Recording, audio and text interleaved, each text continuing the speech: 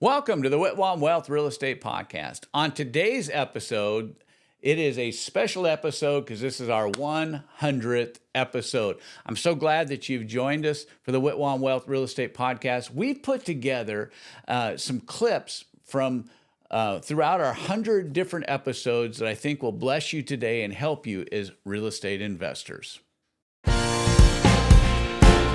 Welcome to the Whitwam Wealth Real Estate Podcast with Scott Whitwam, your blueprint to financial abundance. Settle in as we explore the mindset and methods for wealth building through real estate.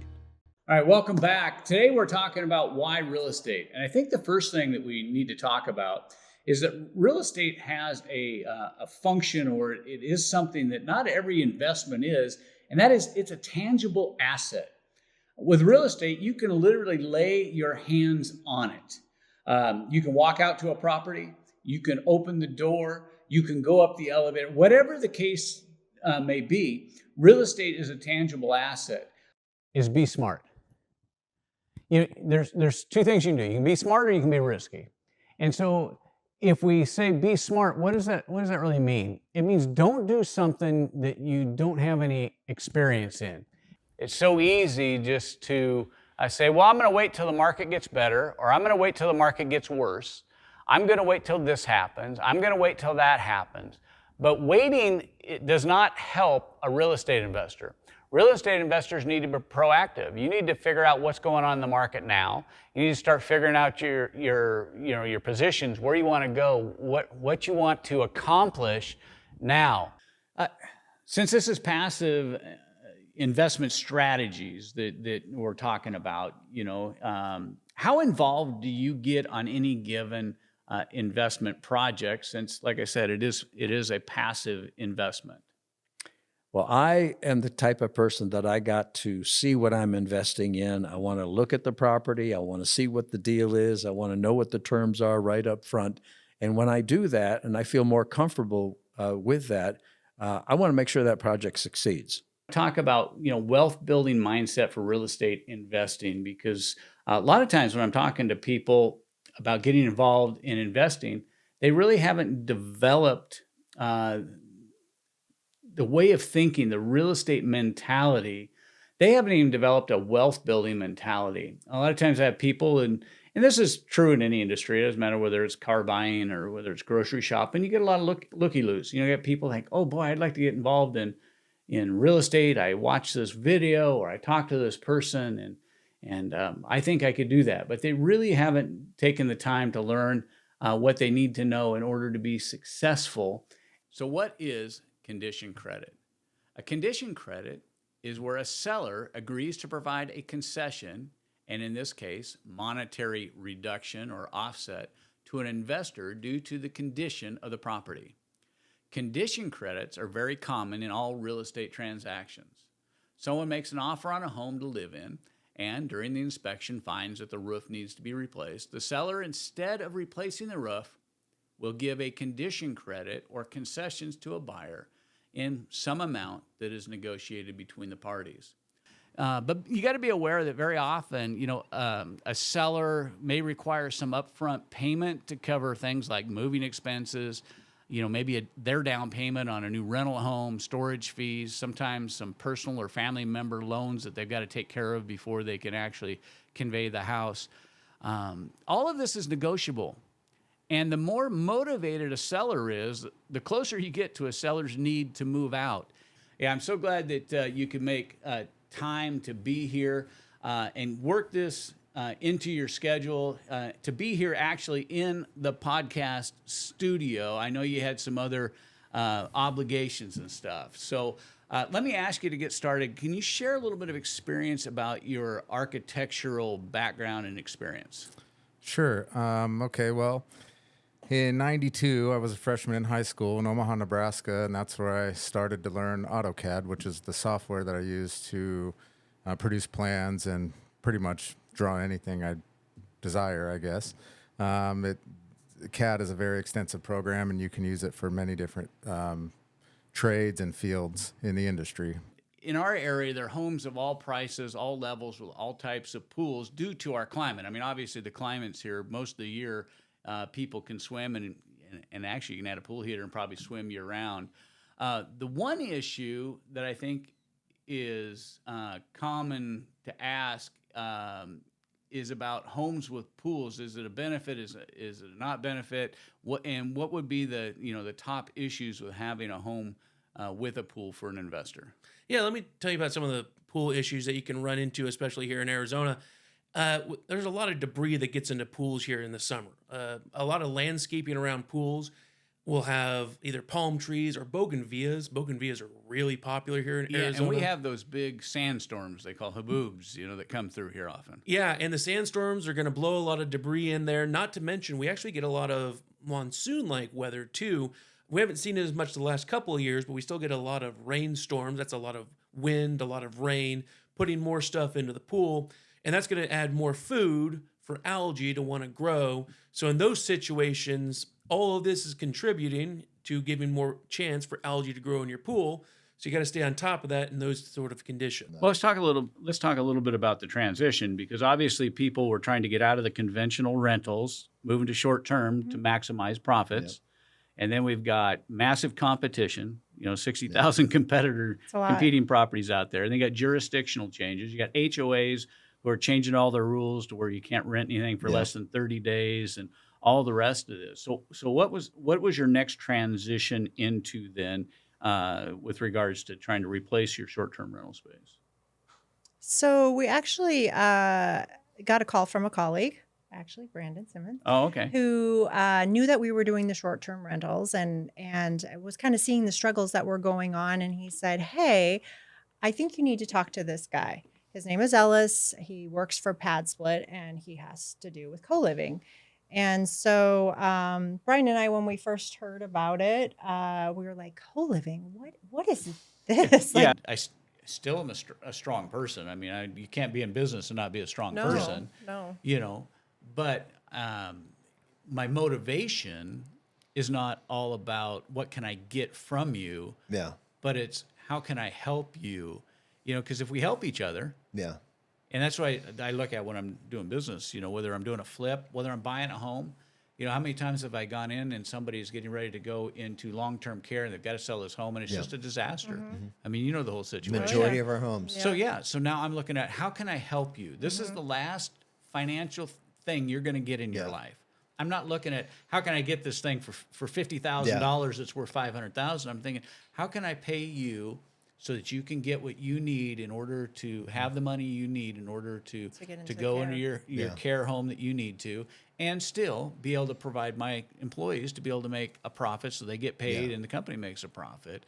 And so for me, having a biblical sense when I'm doing real estate investing has really helped me, because I'm not trying to steal houses from people, like a lot of investors are. Well, we're called to love God and love others. Yeah, like that's the Great Commission. And that's why we're here. What a huge difference. And one of our favorite verses is Jeremiah 29:11. Oh yeah, about purpose and plans. That I know Good, the plans I have for you, plans to prosper you, Yep. not to harm you, plans to give you hope in a future. Yeah. Well, that's pretty good. Now, you were mentioned like in 2009 when you kind of got into the brokerage side of thing, that you had friends kind of pushing you. What was kind of the inspiration of that? Because I didn't do that until 2013, but what was kind of the motivation? What was kind of the key for your friends being able to go, hey, you need to take this leap?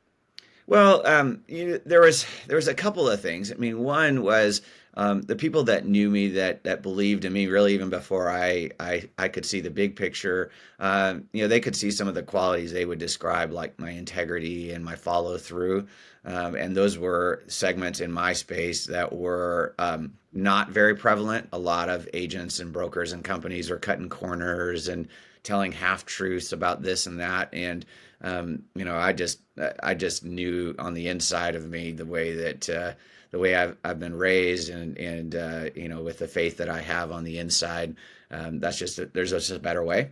And so for me, up until that point, I will say, I had pretty much a kind of an employee mindset, just the minimum getting in, when's the clock hit 5 so I can get out. And that was really an embracing the, more than the minimum.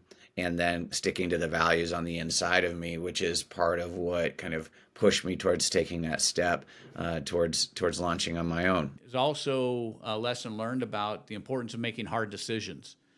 Sometimes you have to make hard decisions as an investor, what you're going to invest in, what you're going to not, what slugs you're going to need to cut out of your portfolio, and what ones are you going to enhance. And so how to make hard decisions. And it's never fun making hard decisions, but when you look back, I could see in 2024 it was important that we made some of these hard decisions. And then lessons learned, realizing that bad markets are just bad markets. Sometimes when there's headwinds, you just need to face the facts and then take the steps in order to move into those markets. And yeah, it's much more than just a rate. Do I get them a good rate? Absolutely. But it's much more than just that. It's understanding all the different parts of their mortgage and all the different options that they may have, and an exit strategy for that. Right. If this is a short-term move to help them acquire the property, and then from an investor perspective or a first-time buyer perspective, perhaps we just need to get the property. Great. And then what's our exit strategy from this loan to get you the next loan? That's often the situation, right? So education is one of the focuses, and the next is just learning and staying up on all the current products that are out there. I've got 150 lenders, Scott. They all don't do the same products, right? Which is wonderful, because I can do well, I get that question. Hey, Yeah. what is going to be my rate? What is going to be this? Yes. And I have to say, call Christian. It's like, keep me out of this, because it changes so fast. And What stuff. prosperity is in the Greek, there's a word, it's called zoe, and it talks about the completeness that God created man to live in. So spiritually, so we would have a relationship with God.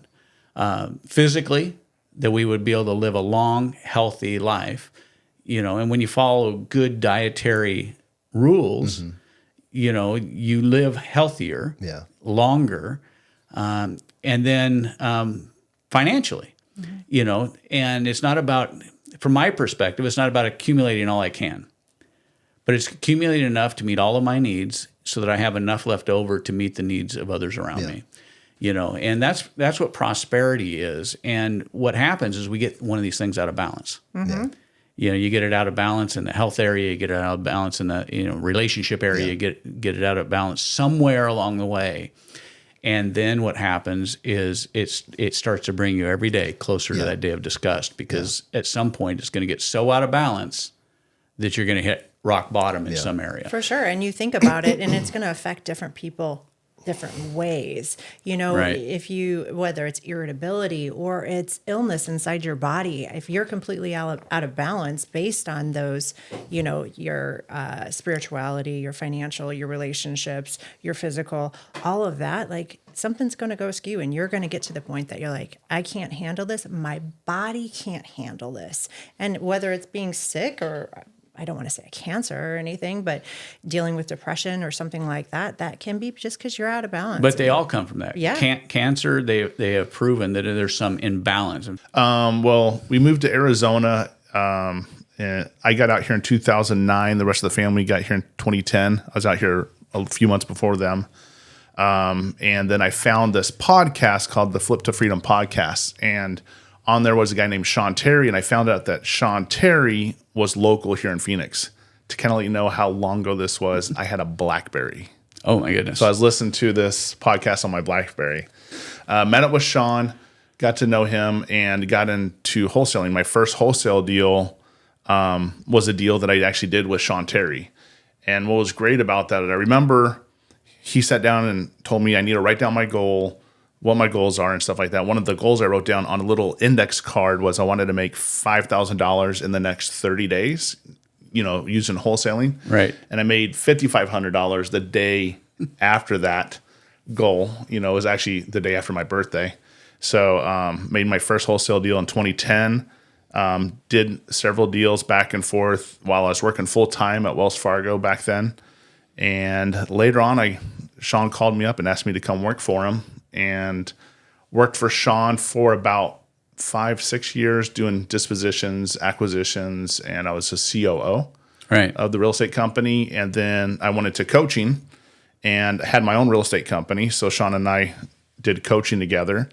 We've had, I think, 700 plus people go through the coaching program that we had. It was called the First Check Challenge, all about helping wholesalers get their first deal. Power in laughter. Laughter isn't just entertainment. It's a powerful motivator for life, for work, and for one's resilience. Charlie Chaplin said, "A day without laughter is a day wasted." Chaplin was a brilliant actor, filmmaker, and comedian whose timeless iconic character, the Tramp, brought joy to millions around the world through his performances. He combined humor, empathy, and social commentary, providing that laughter has the power to heal and connect people across cultures. His quote, "A day without laughter is a day wasted," beautifully captures his belief in the importance of joy and lightheartedness in life. Yes, the cost of building an ADU. Since we've talked about all of the benefits of building ADUs and how they can help us as an investors, increased revenues, increasing property values, all of the good stuff. Since then, we've received a bunch of questions about the costs of building ADUs. What does it cost to put one of these in your property? What does this cost to leverage this additional asset on our properties? So if you're intrigued by the possibility of adding value, you're likely saying, how do I maybe convert a shop, a garage, or just build an ADU on the land that I have? So we're going to tackle some of the common questions today. Specifically, how much does it cost to build one of these things? It's not like a blow-up house. You can go down to your True Value hardware store or whatever and get one and just boom, you're done. Welcome back. I'm Scott Whitwam, and on today's podcast, our topic is 2026 Vision, key areas every real estate investor must watch. On today's episode, it's about looking ahead, skipping hype and guessing and strategic ignorance. So whether you're a buy and hold investor, a flip investor, whether you're investing in short-term rentals, 2026 will reward preparation and punish complacency. This will be due in great part to behavior shifts, governmental policy and pressure, capital markets, technology, and added risks. These things separate reactive investors from the resilient ones. Managing risk may not sound sexy, but it can deliver profits in good times, and it can keep profits in the down times. For the coming year, part of our focus should be on some of these risk-adverse moves, developing strong reserves, well-developed leverage plans. If you plan only works in a high market, then you have lots of downside risk. If it only works when everything is great, if there's a market reset, now all of a sudden you have all of this risk. And we saw that happen quite a bit for investors in 2022 and 2023. Diversification, not division. There's a difference in diversifying risk class versus dividing your investing into multiple companies with multiplied expenses.